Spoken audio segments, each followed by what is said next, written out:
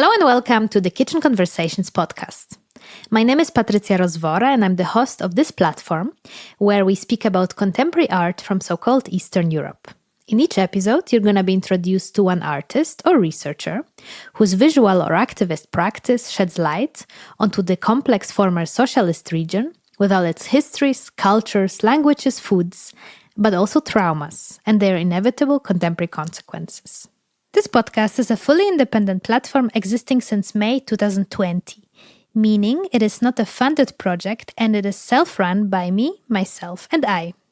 If you enjoy the monthly conversations, please consider supporting the podcast by making a single donation on buymeacoffee.com/kitchenconversations or becoming my monthly Patreon via the Patreon website. All the needed links can be found in the show notes of this episode.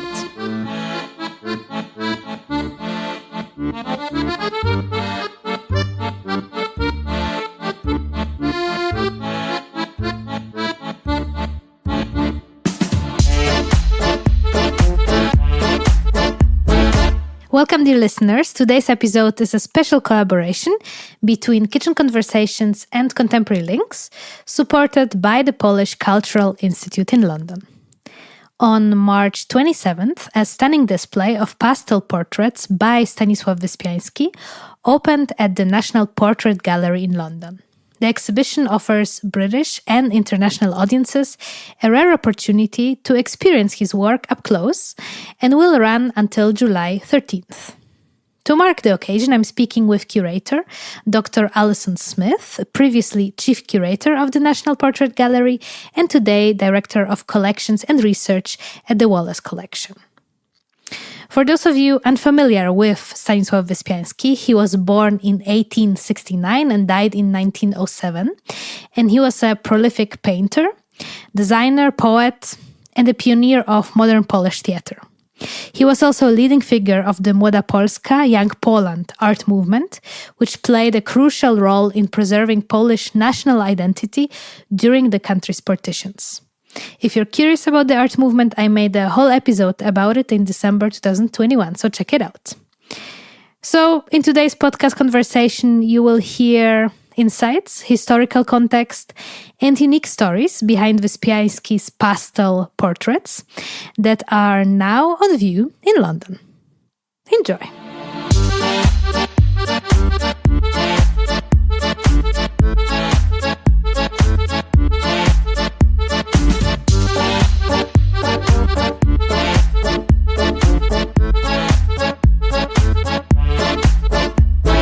So welcome, Alison, to Kitchen Conversations podcast. I'm very happy to meet you here through the camera, through the online sphere. I'm calling from Berlin, and you, I'm assuming, are in London at the moment.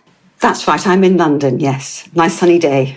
That's great. That's, I think, not so common. I'm very happy to speak to you today about a display that you have curated.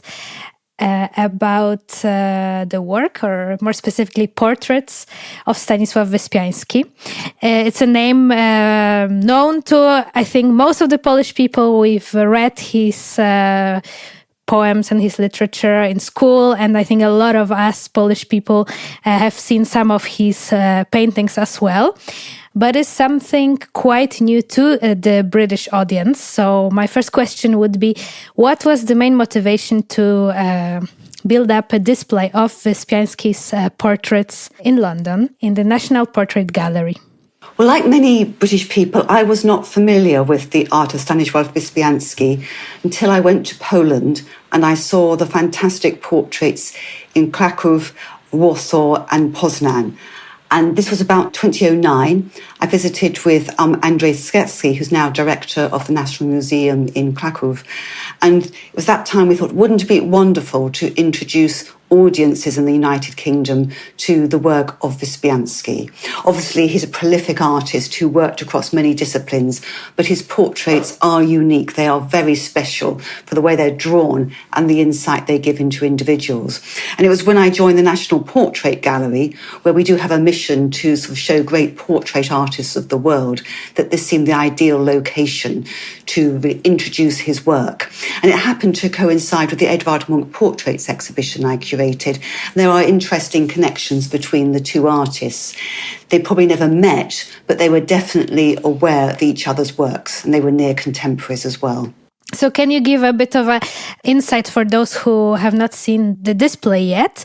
It's one room presenting 16 portraits of Wyspiański, is that right? That's correct. So it's a square room, more or less, and in it we show 16 portraits. These come from 3 collections: the National Museum in Krakow, National Museum in Poznan, and one work of Dagny Jul from a private collection.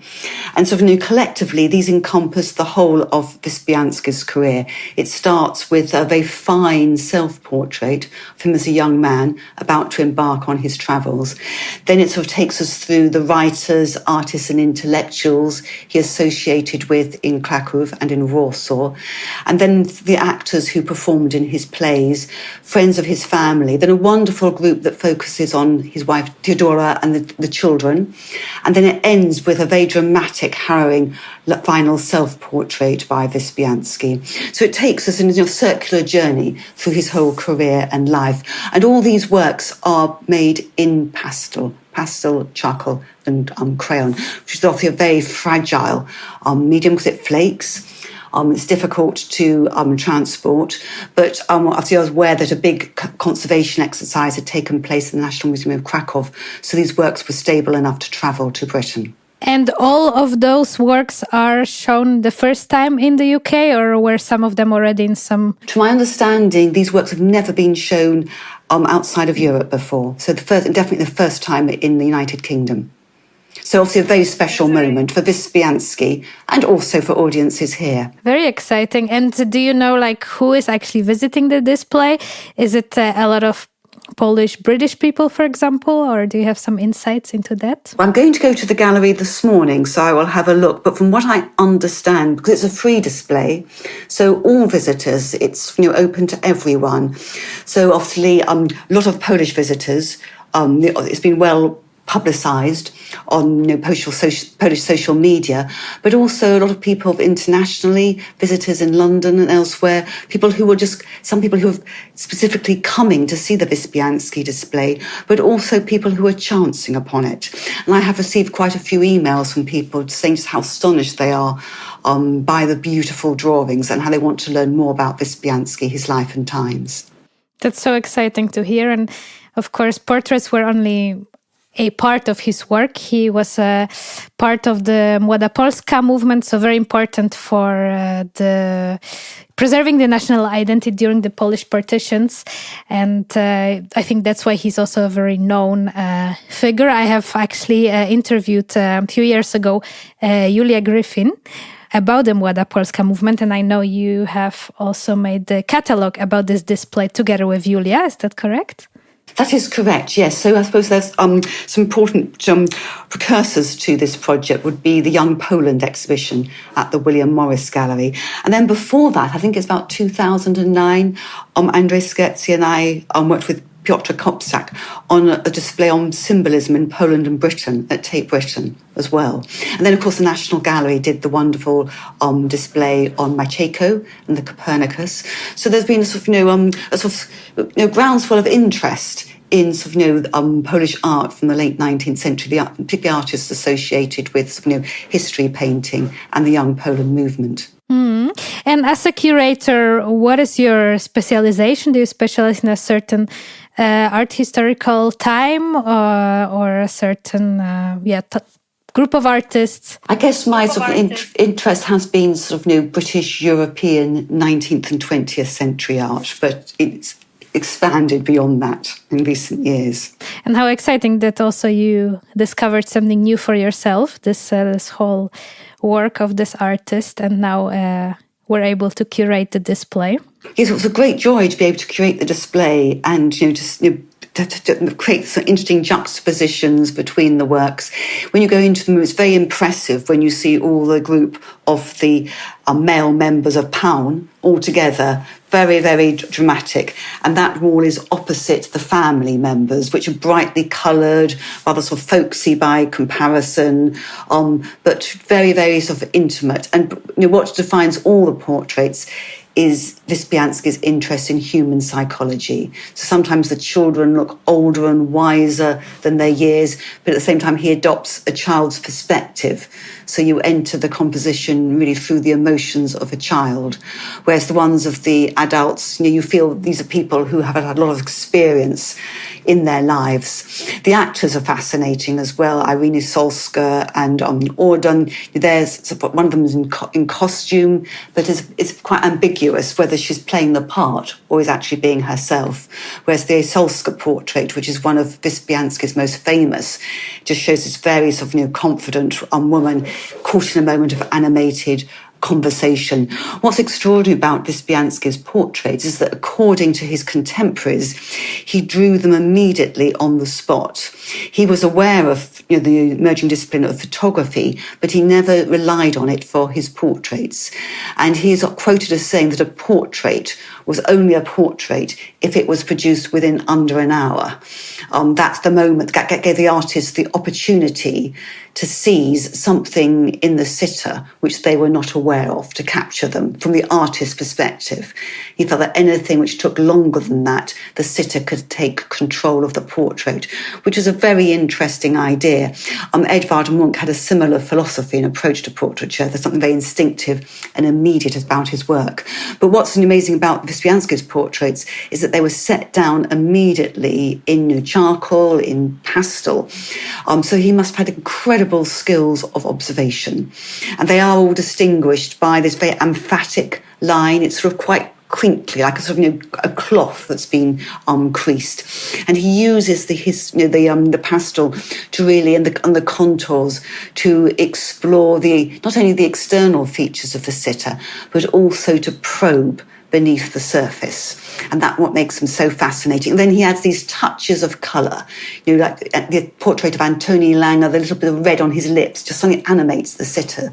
Or the portrait of Irina Solska with a touch of yellow on her forehead, just animates her. So he knows when to sort of introduce colour and when to leave it. And this is what makes them appear so fresh and immediate, even though they're over 100 years old. And indeed, as you said, it's quite fascinating that he made those masterpieces in such a quick sittings, like below 1 hour, especially that he drew or painted a lot of children, which of course it's not easy to observe a child and let them sit for a period of time. I have to say, like the series or the paintings of his family, his children, his wife are one of my favorites, like showing the domesticity, which is something quite uncommon to portray, I feel, in high art. And I think that makes it special that also Młoda Polska worked within the kind of folkloric and the crafty towards the fine arts and high arts. Can you speak a bit about that? Because, as you said, a big part of the exhibition are those domestic scenes. Because Wyspiański had a lot of children, and I think because of his illness, he had syphilis. He spent a lot of time in the domestic, observing his environment. Yes, Wyspiański, I think what's interesting to say at the beginning is that he was quite unusual, that he married outside his class. He married a peasant woman, Teodora, and with Teodora he had 3 children, Helenka, his daughter, Mitek and Staś. And then he also sort of looked after his adopted son, Theodore, who Teodora had from an earlier relationship. So it was quite a large household.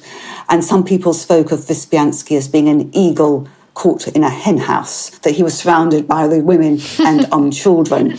And that might have in some ways restricted his creativity, but not at all, really. I think he saw the two working together.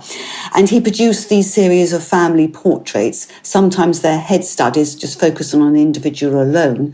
And so, he did the group portrait, the maternity you mentioned earlier on. And he had ambitions for these. He actually conceived of them as eventually comprising a decorative frieze, which of course was never realised. They now exist as separate portraits, and indeed he had to break them up when he was forced near the time of his death to sell some of the works from his collection.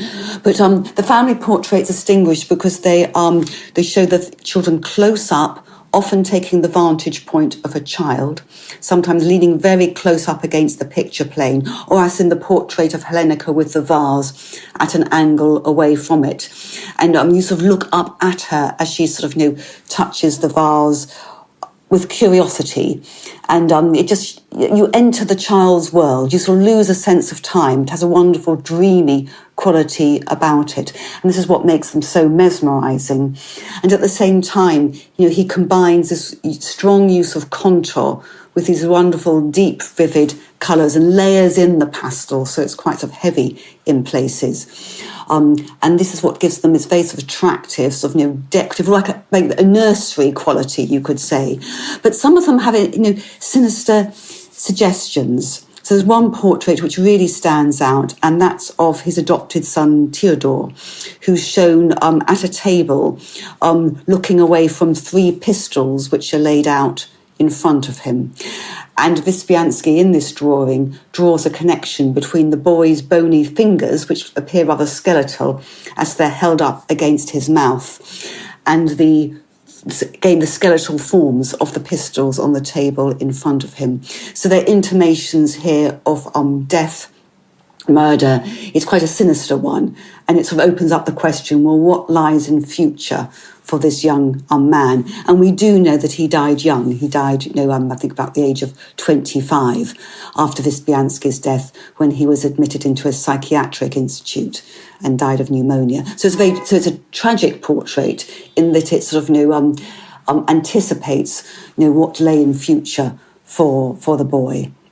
Fascinating. Usually on the podcast I speak to artists, and from time to time also to curators, and then I'm always fascinated how much you know about the insights of artworks, and in that case paintings, which the audience sometimes doesn't get it all just from looking. So it's always brilliant to have a podcast where people can actually... These are not paintings, they're pastels, they're drawings. Oh yeah, pastels. Which is a different technique, because they're so colourful.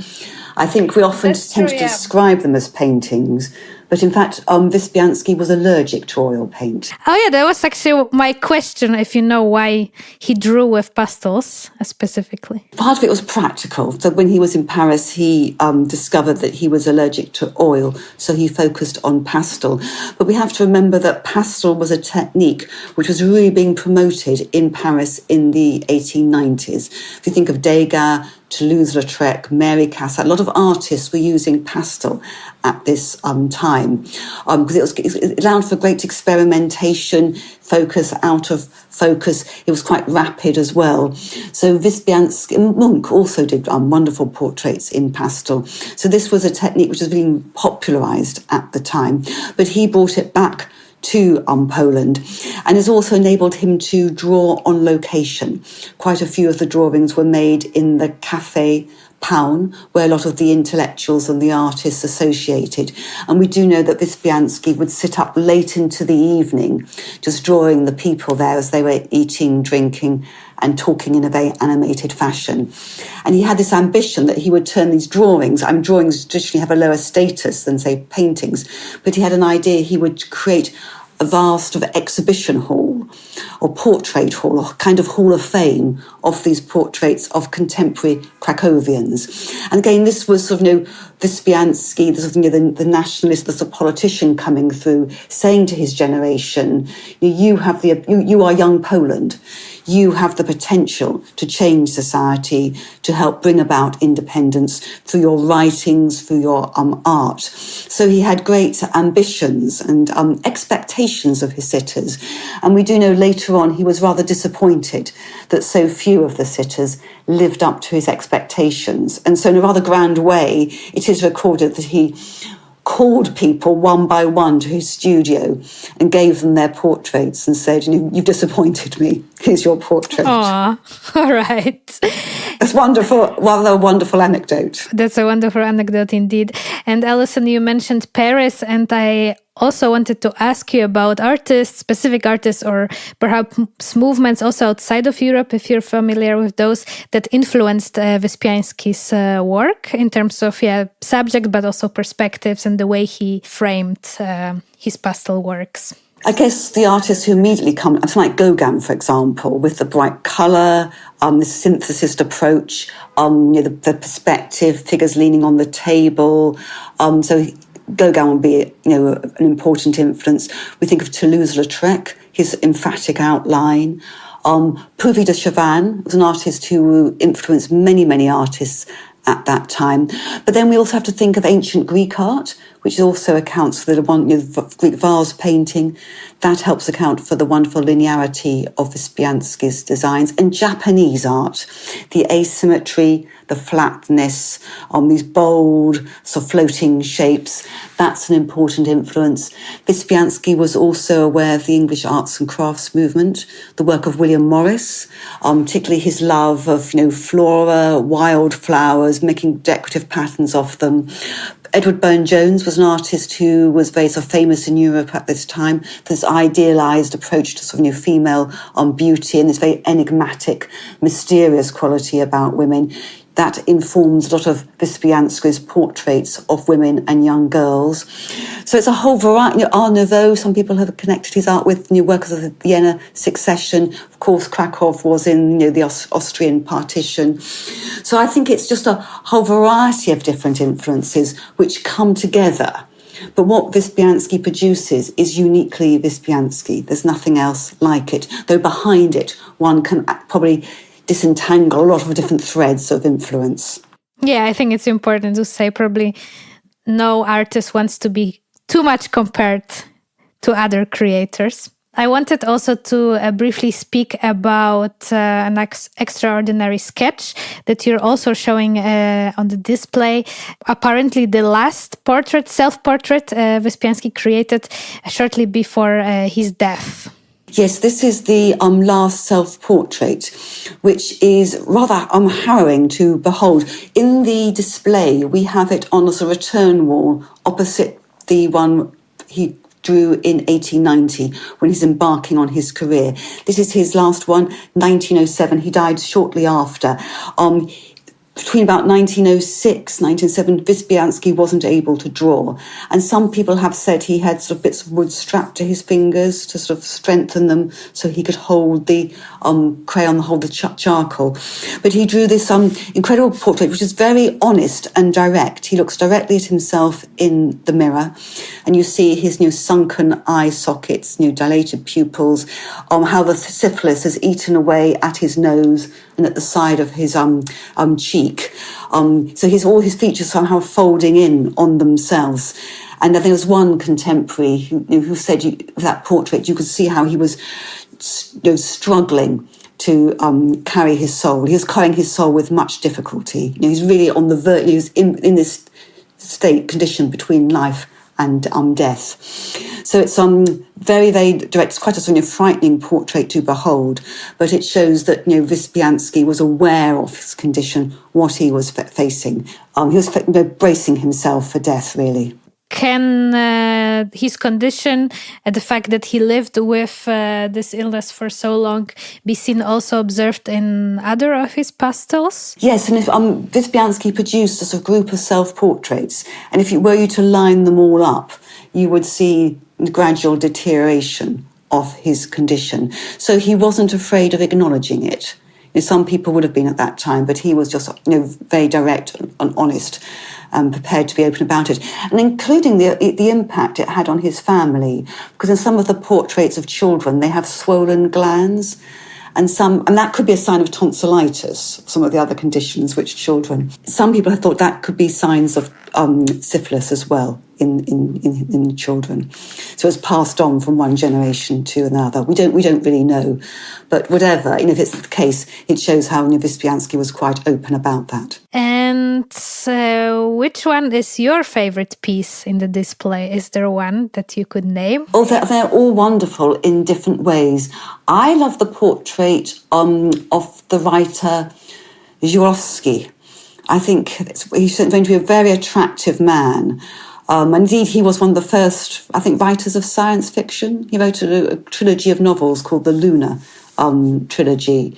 And, he also wrote plays. I think he was the lover of Irina Solska as well. So obviously a very engaging, attractive man, very intellectual. And he was, like Wyspiański and Przybyszewski, he was an adherent to this idea of the naked soul, that people should come in tune with their own unconscious drives and instincts, and be aware of human beings as being sort of spiritual as well as physical. So it's a really interesting character who died young of tuberculosis, I think, in the aftermath of the First World War. But it's a very attractive portrait, just showing him just looking slightly past the spectator with this, again, you have an insight into his soul and his feelings.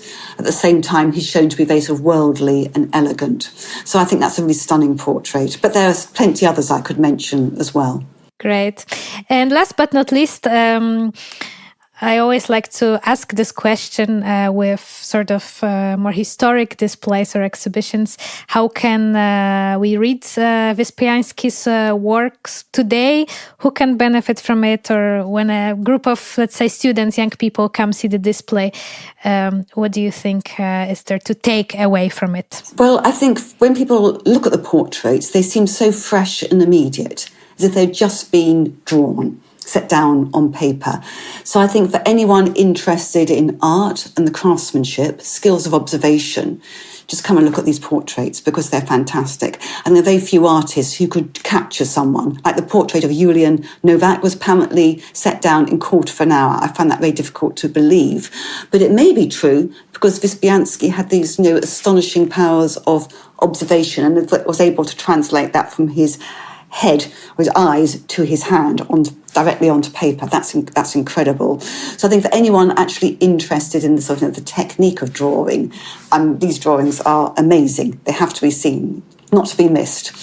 But I think also through them, people can learn about Poland and Polish history, how Poland sat in Europe at that time, and also some of the great creative figures of the time. People like Złaski, who I mentioned earlier on, the great actors like Irina Solska. There's so much we can learn about some of these really important sort of creative figures. And now Poland is part of Europe, and then we have so many close connections between the cultures. I think it's really important that people in Britain learn more about sort of Polish history and some of the leading figures, not only in theatre, but sort of literature, science as well. So it's an ideal opportunity for us to discover more about young Poland and Wyspiański's place within it. Great. Let's repeat again, where can people see the work and how long is the display to be seen in London? The display is on the third floor of the National Portrait Gallery. So if anyone goes to the Edwarda Munch exhibition, goes up one floor, Wyspiański display, Wyspiański Portraits is directly above that. And it opened in March and it's on until mid-July. So I have to check that for you, but it's on that. I think I have 13th. 13th of July, that's right, yes. Perfect. All right. Thank you so much, Alison, for the insights to the display. I learned a lot, even more that I knew already about Wyspiański, and I'm so happy that you have discovered him for yourself. And I'm hoping many people will go to the display and, as you say, discover something new and enjoy the pastels of Wyspiański in London. Thank you very much.